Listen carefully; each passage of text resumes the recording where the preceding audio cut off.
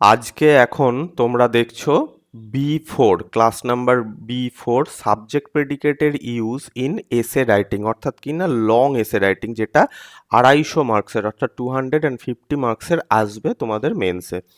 দেখো, এই subject predicate in essay writing এটা তো খুবই একটা ইম্পর্টেন্ট টপিক, যার উপরে আমরা হোমওয়ার্ক হিন্টস সমেত তোমাকে প্রোভাইড করব, ক্লাস নোটস দেবো যেটা তোমরা লিখবে। ঠিক আছে, হোমওয়ার্কটা লিখবে অ্যান্ড তোমরা যেভাবে আপলোড করো সেভাবে আপলোড করে দেবে। দেখো, এই কেসে তোমাদের দুটো পয়েন্টসের দরকার হবে, একটা হচ্ছে টপিক অ্যানালিসিস আর একটা হচ্ছে ইন্ট্রোডাকশন স্ট্রাকচার। ওকে, টপিক অ্যানালিসিস কেন জরুরি এটা তোমাদের সামনে প্রথম আমি বলে দিই। দেখো, বেসিক্যালি আমাদের এই দুই রকম সেকশানে এরকম এসে তোমাদের দেয়া থাকবে। ঠিক আছে, টপিক অ্যানালিসিস আমি এই কারণে বলছি, কারণ দেখো টপিক অ্যানালিসিসের পিছনে তোমাকে নয় নয় করে 10 থেকে 15 মিনিট কাটাতে হবে। ওকে, সেকশন এ থেকে তোমাকে একটা এসে করতে হবে, সেকশন বি থেকে তোমাকে একটা এসে করতে হবে। এবারে এই টপিকগুলোকে দেখা এবং সেগুলোর থেকে যে কোনো একটাকে চুজ করা, এই টপিকগুলো দেখা, সেম একটাকে চুজ করা। তা তুমি টপিক অ্যানালিসিস কেন করবে এবং 10 থেকে 15 মিনিট তুমি টাইম এর পিছনে দেবে, কোনো প্রবলেম নেই। ঠিক আছে, টপিক অ্যানালিসিস এই কারণে দরকার, ধরো এই টপিকগুলোর ওপরে তোমাকে বলবে যে 1000 থেকে 1200, ঠিক আছে, অর্থাৎ কি 1200 ওয়ার্ডস এটা ম্যাক্সিমাম লিমিট, আর কম লিমিট হচ্ছে 1000 তোমাকে লিখতেই হবে। 1200 ওয়ার্ডের মধ্যে, 1000 থেকে 1200 ওয়ার্ডের মধ্যে সেটাকে কমপ্লিট করতে হবে। এবার দেখো, এই এতগুলো ওয়ার্ড লেখা কিন্তু মুখের কথা নয়, অন্তত কম্পিটিটিভ এক্সামে। ঠিক আছে, সিলেবাসটা যেহেতু ইউপিএসসিকে টাচ করে গেছে, তোমাকে ফার্স্ট কী করতে হবে, টপিকগুলো দেখে বুঝতে হবে যে এই টপিকগুলোর ওপরে আমি 1200 ওয়ার্ড লেখার ক্ষমতা পাবো কি না, কারণ তোমাকে প্রত্যেক মুহূর্তে কিন্তু নতুন নতুন আইডিয়াস শেয়ার করতে হবে তোমার রাইটিংয়ের মধ্যে দিয়ে। ঠিক আছে, তো কিভাবে টপিক অ্যানালিসিস করে সেটা আমি এখনই তোমাকে বোঝাবো। দেখো, বেসিক্যালি দুই ধরনের তোমার এসের টপিক তোমাদের সামনে তুলে ধরবে ডাব্লিউবিপিএসসি অথবা ইউপিএসসি। ঠিক আছে, প্রথমটা হচ্ছে general studies and static topic related এসে। ঠিক আছে, যেটা সাধারণত আমরা জিএস বেসড বুঝি, যেমন ধরো এনভায়রনমেন্টাল পলিউশন, যেমন ধরো তোমার সাউন্ড পলিউশন, ঠিক আছে, ডিফরেস্টেশন এটসেট্রা। আর একটা হচ্ছে philosophical and quotation based topic. ঠিক আছে, এসে তো সব থেকে স্কোরিং কোনটা, স্কোরিং হচ্ছে 2 নম্বরটা। ঠিক আছে, ফিলোসফিক্যাল অ্যান্ড কোটেশন বেসড এসে, এটা হচ্ছে স্কোরিং। যারা প্রচুর স্কোর করে তারা কিন্তু এই ধরনের এসে টপিককে তোমার চুজ করে এবং লেখে, কারণ এর ওপর লেখারও অনেক কিছু পাওয়া যায়, একঘেয়ে লাগে না, মোনোটোনাস লাগে না। ক্লিয়ার, বোঝাতে পারলাম? তো আমরা আজকের যে এই যে তোমার subject predicate in essay writing, এটার ক্ষেত্রে আমরা ফিলোসফিক্যালি দেখব। ঠিক আছে, আমরা এটা দেখবো না, বেসিক্যালি এটা আমরা পরে নিশ্চয়ই দেখবো না কেন, কিন্তু ফিলোসফিক্যালটাই তোমাকে আজকে আমরা এই টপিকের মধ্যে, এই ভিডিওর মধ্যে ডিসকাস করব। দেখো, 4টে পয়েন্টস তোমাকে মাথায় রাখতে হবে টপিক অ্যানালিসিসের সময়। ঠিক আছে, মানে ফিলোসফিক্যাল টপিক যখন আমরা টার্গেট করব, প্রথম হচ্ছে try to find whether it is philosophical or not. আমরা সবার প্রথমে দেখব যে এই টপিকটা কি ফিলোসফিক্যাল টপিক নাকি স্ট্যাটিক। ঠিক আছে, 2 নম্বর হচ্ছে how many words directly indicate the ethical concept. যখনই ফিলোসফিক্যাল টপিক হবে, এটা মাথায় রাখতে হবে তোমাকে, ফিলোসফিক্যাল টপিক হলে সেখানে এথিক্যাল কনসেপ্ট থাকবে, তোমাকে জানান দিয়ে দেবে যে টপিকটার মধ্যে এথিক্স কোনো না কোনোভাবে রিলেট করছে। ঠিক আছে, any related examples are there in history. তোমাকে মাথায় রাখতে হবে যে আচ্ছা, যে টপিকের থিম, সেই থিমটা রিলেটেড কি হিস্ট্রিতে এমন কোনো এক্সাম্পল পাওয়া যায়। ঠিক আছে, তার মানে টপিক তোমার ফিলোসফিক্যাল এসে লিখতে গেলে তোমাকে হিস্ট্রির ওপরে একটুখানি তোমার নলেজ ভালো থাকতে হবে, গ্রিপ থাকতে হবে। স্ট্যাটিক সাবজেক্টিভ ওয়েটেজ বেশি নাকি ফিলোসফিক্যাল টাচ বেশি, এই 4টে পয়েন্ট বেসিক্যালি তোমাকে দেখতে হবে টপিক অ্যানালিসিসের সময়, কারণ সে টপিকের ওপর 1200 ওয়ার্ড তোমাকে লিখতে হবে। ওকে, ক্লিয়ার হয়ে গেল? এবার তোমাকে আমি একটা ফার্স্ট যে পয়েন্টটা দেখাবো, ধরো আমরা একটা এক্সাম্পল টপিক নেব, এই ফার্স্ট পয়েন্টটা তোমাকে প্রথমেই ধরিয়ে দেবে যে আমি কি বলতে চাইছি। ফার্স্ট পয়েন্টটা দেখো, আমরা একটা এক্সাম্পল টপিক নিলাম, nations don't die from invasion, they die from internal rottenness. তাই না? তাহলে নেশনস, সে বাইরের বহিরাগত আক্রমণে মরে না, তারা মরে ভেতরকার পচনশীলতার জন্য।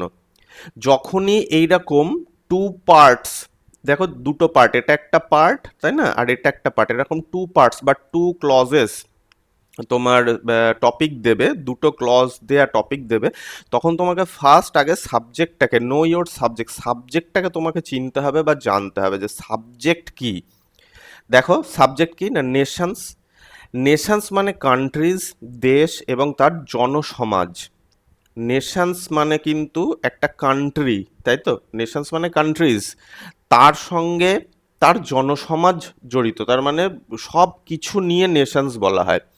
এখানে দেশ মানে ল্যান্ড, তো ল্যান্ড কিভাবে মরতে পারে, তাহলে আমাদের সবার প্রথমে সাবজেক্টকে দেখব যে কি লিভিং থিং নাকি নন লিভিং থিং, তাই না? যদি এটা লিভিং থিং হয়, এবার তার সঙ্গে যদি লিভিং থিংয়ের সঙ্গে যেগুলো ঘটে সেগুলোকে যদি কম্পেয়ার করা হয় তাহলে তো ঠিক আছে। কিন্তু দেখো নেশনস তো লিভিং থিং নয়। লিভিং থিং মানে হচ্ছে নেশনস নিজে কি লিভিং থিং না, নেশনসের মধ্যে, নেশনস মানে কান্ট্রিজ, তার মধ্যে নদী নালা পাহাড় পর্বত সব আছে, একটা জনসমাজ আছে, তার মধ্যে একটা সিস্টেম আছে, সব নিয়ে নেশনস বলা হয়। তাহলে নেশনস মানে কিন্তু কোনো একটা ইন্ডিভিজুয়াল নয় যে তার মৃত্যু জন্ম ইত্যাদি আমরা বিচার করতে পারি, ঠিক আছে? আবার দেখো দে, দে বলতে নেশনসকেই বোঝাচ্ছে, তাই না? এই নেশনস মানেই তো এখানে দে, তাহলে সেকেন্ড সেন্টেন্সের যে সাবজেক্ট সেটাও কিন্তু এই প্রথম সেন্টেন্সের সাবজেক্ট যেটা সেটাই। সেখানে বলছে ডাই, এখানেও ডাই কথাটা ইউজ করা হচ্ছে, ফ্রম ইন্টারনাল রোটেননেস। তাহলে ফার্স্ট অফ অল তোমাকে মাথায় রাখতে হবে যে নো ইয়োর সাবজেক্ট, সেই কেওয়াইসির মতো, তাই না? নো ইয়োর কাস্টমার, ঠিক ওই রকম নো ইয়োর সাবজেক্ট, আগে ফার্স্ট সাবজেক্টকে চিনতে হবে। তো দেখো সাবজেক্ট নেশন বলছে, রটেননেস মানে পচন, একটা দেশ কিভাবে পচতে পারে, একটা হিউম্যান বডি পচতে পারে, একটা অ্যানিম্যাল বডি পচতে পারে, কিন্তু একটা ফল পচতে পারে, কিন্তু একটা দেশ, গোটা দেশ পচবে কি করে? তাহলে দেখো প্রথম সেন্টেন্সে ডাই কথাটা ইউজ করা হয়েছে, তাই না? এবং সেকেন্ড সেন্টেন্সে বলছে মরছে কিসের জন্য মরবে না, ভেতরের পচনশীলতার জন্য। তা একটা মানুষের শরীরের সঙ্গে নেশনসকে তুলনা করা হচ্ছে, বোঝা গেল? তাহলে ফার্স্ট নো ইয়োর সাবজেক্ট, তুমি সাবজেক্টকে চিনে গেলে যে আচ্ছা সাবজেক্টটাকেই কিন্তু একটু ফিলোসফিক্যাল টাচ ঢুকিয়ে দেওয়া হয়েছে, নন লিভিং থিংকে লিভিং একটা ইন্ডিভিজুয়াল লিভিং থিংয়ের সঙ্গে কম্পেয়ার করে দেওয়া হয়েছে, ঠিক আছে? তাহলে আমরা এখানে সাবজেক্ট প্রেডিকেটে ফার্স্ট ভাগ করে নেবো এইভাবে, সাবজেক্ট নেশনস এবং predicate do not die from invasion, এবং সাবজেক্ট দে আবার ডাই ফ্রম ইন্টারনাল রোটেননেস, এইভাবে ভাগ করে নেবো। ভাগ করে নিলাম, ওকে। ভাগ করে নেওয়ার পর তোমাকে নো ইয়োর প্রেডিকেট, এবার প্রেডিকেটকে জানতে হবে। প্রেডিকেটটা মন দিয়ে বোঝো, ডোন্ট ডাই ফ্রম ইনভেশন, ঠিক আছে, বহিরাগত আক্রমণ। ডাই ফ্রম ইন্টারনাল রোটেননেস অর্থাৎ কি না, অভ্যন্তরীণ পচনশীলতা। এইবারে তোমাকে এই জায়গাটাতে ধরতে হবে যে এথিক্যাল কনসেপ্ট কিছু আছে। এথিক্যাল কনসেপ্ট মানে এ দেখো প্রথম সেন্টেন্সে এটা তো এথিক্যাল কনসেপ্ট খুব একটা নয়, ঠিক আছে, কিন্তু ইন্টারনাল রোটেননেস এটা কিন্তু এথিক্যাল কনসেপ্ট। কেন না, ইন্টারনাল রোটেননেস যখনই আমরা নেশনসকে, সাবজেক্টকে কি দেখলাম, সাবজেক্টকে দেখলাম একটা গোটা দেশ, দেশ তাই তো, একটা কান্ট্রি, তার মধ্যে জনসমাজ আছে, একটা সিস্টেম আছে, সব কিছু নিয়ে সে চলছে, ঠিক আছে, একটা শাসন আছে, একটা গভর্নমেন্ট আছে, তবে তো সে নেশনসে পরিণত হচ্ছে, তাই না? জনসমাজ, তার মানে তবে তো সে একটা নেশনস। নেশনস মানে কি, জাতি, তাই না? ন্যাশনালিজম মানে জাতিবাদ। তাহলে এই জাতি জাতিবাদ সব নিয়ে নেশনস, যখন এরম একটা বিষয় বলবে, তখন যখন ইন্টারনাল রোটেননেস বলবে, তখন তোমাকে ইন্টারনাল রোটেননেস মানে কি ভাবতে হবে না, উইক গভর্নেন্স। প্রথম হচ্ছে কি না, উইক গভর্নেন্স অর্থাৎ কি না, বাইরের শক্তি, বাইরের কোনো বৈদেশিক আক্রমণ আটকানোর জন্য আমাদের গভর্নমেন্টের যে শক্তির দরকার সে শক্তিটা নেই, প্রথম কথা। দ্বিতীয় কথা কি, করাপশন। তৃতীয় কথা কি, মিসইউজ অফ পাওয়ার, নেপোটিজম, তাই না? চতুর্থ কথা কি না, তোমার বিভিন্ন যে ইনস্টিটিউশনস আছে তার ইনঅ্যাবিলিটি, সেগুলোর ফল, এই সমস্ত জিনিস কিন্তু ইন্টারনাল রটেননেসের মধ্যে আছে, ওয়ার্ডটার মধ্যে আছে। তাহলে আমি কি তোমাকে বোঝাতে পারলাম যে ফার্স্ট তোমাকে জানতে হবে know your subject and know your predicate. Know your subject মানে হচ্ছে সাবজেক্টটা কি, প্রথম নেশনস, তার মানে সে একটা জাতি। সঙ্গে সঙ্গে ভাবো একটা দেশ বা একটা জাতি বলতে আমরা কি বুঝি, একটা দেশ বা একটা জাতি বলতে আমরা এটাই বুঝি যে তার মধ্যে মানুষ ও সমাজ আছে, তার মধ্যে নদী নালা, দেশের বর্ডার, তার মধ্যে একটা সিস্টেম আছে, তার মধ্যে একটা সিটিং গভর্নমেন্ট আছে বা রুলার আছে, তার মধ্যে ডেমোক্রেসি আছে, তার মধ্যে সব কিছু আছে, তাই না? দেশ মানে কিন্তু শুধুমাত্র একটা ইউনিট নয়, তার মধ্যে বহু ইউনিট নিয়ে একটা দেশ। তাহলে দেশকে একটা ইন্ডিভিজুয়ালের সঙ্গে তুলনা করা হলো এই যে ডাই কথাটা দিয়ে, ভার্বটা দিয়ে। এবং দেখো আমাদের যে প্রেডিকেট তার মধ্যে ইন্টারনাল রোটেননেস এই ফ্রেজটার মাধ্যমে বলে দেওয়া হলো weak governance, misuse of power, nepotism, corruption etcetera, fall of institutions. তাই না? কত কিছু তোমাকে বলে দিয়ে দেওয়া হলো। যখনই এইরম কথা বলবে, অর্থাৎ আমাদের মোরাল ডিগ্রেডেশনের কথা বলবে, ইন্টারনাল রোটেননেস মানে আমাদের মোরাল ডিগ্রেডেশন এক কথায়, তখনই মনে রাখবে সেখানে এথিক্স ইন্টিগ্রিটির পার্ট চলে এলো। ঠিক আছে? তাহলে আমাদের দেখো চারটে পয়েন্টের মধ্যে সবকটাই কিন্তু মিলে গেল। আমাদের এর মধ্যে স্ট্যাটিকের পার্ট খুবই কম, এর মধ্যে আমাদের এথিক্যাল কনসেপ্ট বেশি, আমাদের সাবজেক্টকে দেখলাম, প্রেডিকেটকে দেখলাম। তাহলে আমাদের কাছে তো এটা ক্লিয়ার হয়ে গেল যে এটা একটা ফিলোসফিক্যাল টপিক, তাই না? আরও ডিটেলসে দেখো, যখন এরকম দেশ, জাতি, ভূখণ্ড যেগুলোর কোনো বিনাশ নেই সেগুলিকে কোনো একটা পার্সোনালিটির সঙ্গে তুলনা করে সেগুলোকে পার্সোনিফাই করা হবে, একটি মানুষের শরীরের সাথে তুলনা করা হবে, তখন বুঝতে হবে সেটি ফিলোসফিক্যাল টোন আছে, তার মানে এটি ফিলোসফিক্যাল টপিক। ঠিক আছে, বোঝা গেল? তাহলে এই টপিকটা লিখলে কিন্তু তুমি অনেক বেশি স্কোর করতে পারবে রেদার দেন তোমার স্ট্যাটিক সাবজেক্ট বা জিএস থেকে। ঠিক আছে, এইবারে এই যে এথিক্স ইন্টেগ্রিটি যে অ্যাপটিটিউডের টাচ, সেটাও আমি নোটস করে তোমাদের দিয়ে দিয়েছি। দেখো ইন্টারনাল রটেননেস, ইন্টারনাল রটেননেসের মধ্যে কি কি থাকে? কোলাপস অফ গভর্নমেন্ট, যেটা আমি তোমাকে বললাম, institutions, bad governance, rotten laws, unethical civil societies, misuse of power, corruption, state failure etcetera. তাহলে এই যে পার্টটা ভালো করে বুঝে নাও, এই যে পার্টটা, এই পার্টটা কিন্তু মেন তোমাকে বলে দিচ্ছে যে এথিক্স এখানে রিলেট করছে, যেটা আমাদের বডিতে এথিক্যাল কিছু কনসেপ্ট অ্যাড করতে হবে। আমরা আজকে এখানে ইন্ট্রোডাকশন দেখবো বলে বডি পার্টটা এর মধ্যে ইনক্লুডেড নয়, কারণ ইন্ট্রোডাকশন লেখাটা খুব ইম্পর্ট্যান্ট, শেখাবো এখনই, দেখতে পাবে। তো ইউজ অফ এথিক্স কি না, weakness of sitting governance or ruler. Clear হয়ে গেল, পরিষ্কার হয়ে গেল তোমাদের সামনে। চলো, তো ইন্ট্রোডাকশন, এইবার আমরা আসছি যে আমাদের তো টপিক অ্যানালিসিস হয়ে গেল যে টপিকটা কি না, ফিলোসফিক্যাল টপিক। তো ইন্ট্রোডাকশন করার আগে সবার প্রথমে তোমার ব্রেনে একটা স্ট্রাকচার দরকার। দেখো 1000 থেকে 1200 ওয়ার্ড তোমাকে লিমিট দিয়েছে, দিয়ে বলেছে তুমি একটি এসে লেখো। ঠিক আছে, তো সবার প্রথমে তুমি ম্যাক্সিমাম যে ওয়ার্ড লিমিট সেটাকে ধরবে, 1200 ওয়ার্ড ম্যাক্সিমাম। তার মানে এর 10 to 15%, মানে আমি ধরে রাখলাম 120 থেকে 140 এই ওয়ার্ডের মধ্যে তোমাকে ইন্ট্রোডাকশনটা লিখতে হবে। তুমি যদি আরেকটু ইন্ট্রোডাকশনটা ভালো করে লিখে ফেলো, লেন্দি করে ফেলো, ম্যাক্সিমাম 150 ওয়ার্ড, কিন্তু 150 ওয়ার্ডের বেশি তুমি ইন্ট্রোডাকশন লিখবে না। এটাও জানা দরকার যে আমার ইন্ট্রোডাকশন কত ওয়ার্ডের হবে। তাহলে আমাদের যে লাস্ট, অর্থাৎ কি ম্যাক্সিমাম ওয়ার্ড লিমিট, তার 10 to 15% তুমি রাখতে পারো, কিন্তু তারপরে যেন না যায়। তাহলে 120 থেকে 140 ওয়ার্ড এটা বেটার, আর না হলে 150 ওয়ার্ড ম্যাক্সিমাম লিমিটের মধ্যে ইন্ট্রোডাকশন লিখবে।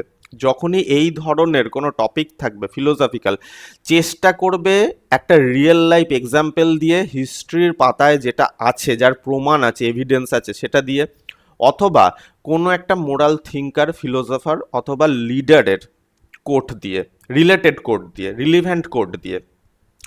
যে এক্সাম্পলটা দিয়ে শুরু করছো সেটার বর্তমান এবং সুদূর ভবিষ্যতের কাজে লাগবে এরকম তোমাকে ভেবে দিতে হবে। কিন্তু এমন একটা এক্সাম্পল দিলে যেটা হয়তো এখন আর তোমার অতটা রিলিভেন্ট নয়, তাই না? এরম কোনো এক্সাম্পল নয়, এমন একটা এক্সাম্পল যে এক্সাম্পলটা একটা তোমার মানে কি বলবো, একটা লেসন আমাদেরকে প্রোভাইড করে যে আচ্ছা এইভাবে না চললে এটা কিন্তু তার রেজাল্ট হতে পারে, এত বড় সাম্রাজ্য কিছু সাহসের লোভে হারিয়ে যেতে পারে। ঠিক আছে, মানুষের মনের যে সাহস, সেটা না থাকলে বড় সাম্রাজ্য রক্ষা করা যায় না। ভেতরে করাপশন হলে, যেগুলো আমি তোমাকে এথিক্যাল পয়েন্টসে দেখালাম, সেগুলো যদি না থাকে, তাহলে এই সমস্ত এথিক্যাল পয়েন্টগুলোকে, এই এথিক্যাল পয়েন্টগুলোকে একটা এক্সাম্পলের মধ্যে দিয়ে তোমাকে তুলে ধরতে হবে, যেটা আমাদের হিস্ট্রির পাতায় আছে, সেরকম এক্সাম্পলের লাইন দিয়ে স্টার্ট করতে হবে। ওকে, ইন্ট্রোডাকশনের শেষ লাইনটি বর্তমান এবং সুদূর ভবিষ্যতের কাজে কিভাবে ইউটিলাইজ করা যায় সেরকম টোনের প্রশ্ন দিয়ে শেষ করতে হবে। অর্থাৎ তুমি এক্সাম্পল দিয়ে স্টার্ট করলে এবং এই এক্সাম্পলটাকে দিয়েই একটা প্রশ্ন বানালে, সেই প্রশ্নটাকে দিয়ে তুমি ইন্ট্রোডাকশনটা শেষ করলে। ওকে, ইন্ট্রোডাকশনের এন্ডিং লাইনটি একটা কিউরিয়াস টাইপের প্রশ্ন থাকতে হবে, যেন রিডার্স বডিটি পড়তে আগ্রহ পায়। মাথায় রাখবে, ইন্ট্রোডাকশন শুধুমাত্র আমি ডেফিনিশন ঢুকিয়ে জ্যাম করে দিলাম তা নয়। ইন্ট্রোডাকশনটা এমন থাকতে হবে, এন্ডিংটা স্পেশালি, বিগিনিংটা এবং এন্ডিংটা, যেন এন্ডিংয়ের কোয়েশ্চেনটা পড়ে যে তোমার এসেটা পড়বে তার মনে হবে বডিটা একটু পড়ে দেখি তো কি লিখেছে, সত্যি তো, ঠিকই তো। যদি এই ধরনের আমরা লেসনসকে যদি আমাদের জীবনে না শিখি, তাহলে আমরা আমাদের বর্তমান ভবিষ্যৎকে কি করতে পারবো না, সিকিওর করতে পারবো না। তার মধ্যে যেন এরকম একটা কিউরিসিটি, এরম একটা টেনশন যেন তার মধ্যে তৈরি হয় এবং সে বডি পড়তে আগ্রহ পায়। তো ক্লিয়ার ইন্ট্রোডাকশনের উপরে এইভাবে ইন্ট্রোডাকশন তোমায় লিখতে হবে। ইন্ট্রোডাকশন চার্ট একটা আমরা তোমাদের দিচ্ছি, প্রথম এক্সাম্পল দিয়ে স্টার্ট করো, ঠিক আছে? এবার দেখো, যদি তুমি 120 ওয়ার্ডের লেখো, আমি ধরলাম 120 ওয়ার্ডের তুমি লিখছো, তাহলে প্রথম 3 লাইন্সের মধ্যে, বিগিনিং 3 লাইন্সের মধ্যে তুমি এক্সাম্পলটা দিলে, কারণ এক্সাম্পলটা এমন হতে হবে, বললাম একটা ঠিকঠাক এক্সাম্পল হতে হবে। তারপরে মোটামুটি তোমার 5 থেকে 6 লাইন, ঠিক আছে, 5 থেকে 6 লাইনের মধ্যে আমি এখানে 6 লাইন্স দিয়ে দিলাম, 6 to 7 লাইন। এর মধ্যে তোমাকে হোয়াট অথবা এলাবোরেশন, ওই হোয়াটটাকে এলাবোরেশন করতে হবে, অর্থাৎ এক্সাম্পলটা যেটা তুমি দিলে, এক্সাম্পলটাকে বলা হয় সাপোর্টিং স্টেটমেন্ট। সেই সাপোর্টিং স্টেটমেন্টটা দিলে এইবার তুমি ডেফিনিশনটা এখানে অ্যাড করলে, যে এই যে ইন্টারনাল রোটেননেস কি, বহিরাগত ইনভেশন কি, নেশনস কি, ঠিক আছে, এই ধরনের তুমি এখানে ইন্ট্রোডাকশনটা দিলে। আমি এখনই তোমাদের দেখাবো কিভাবে ইন্ট্রোডাকশন লিখতে হয়। এবং লাস্টলি যে কোশ্চেনটা থাকবে, এই কোশ্চেনটা ধরো 2 লাইন্সের মধ্যে, এই কোশ্চেনের পার্টটা তোমাকে অ্যাড করতে হবে, ম্যাক্সিমাম 2 লাইন্স। তুমি এটাকে আরও বাড়াতে পারো, যদি 15 লাইন্সে যাও তাহলে তো এটা বাড়বে।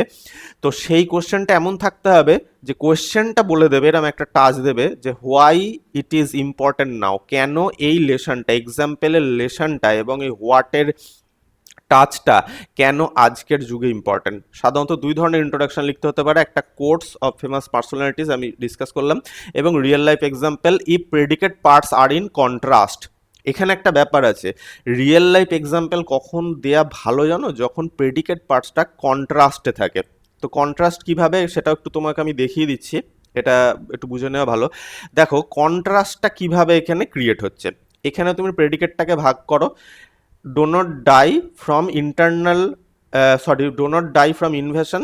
আচ্ছা, এখানে হচ্ছে ডাই ফ্রম ইন্টারনাল রোটেননেস। আচ্ছা তুমি বলো, ম্যাক্সিমাম কেসে কি হয় না, বাইরের বহিরাগত আক্রমণের কারণে বেসিক্যালি দেখা যায় যে ধ্বংস হয়ে যাচ্ছে সব কিছু, দুম করে বোমা মারলো, জায়গাটা উড়ে চলে গেল।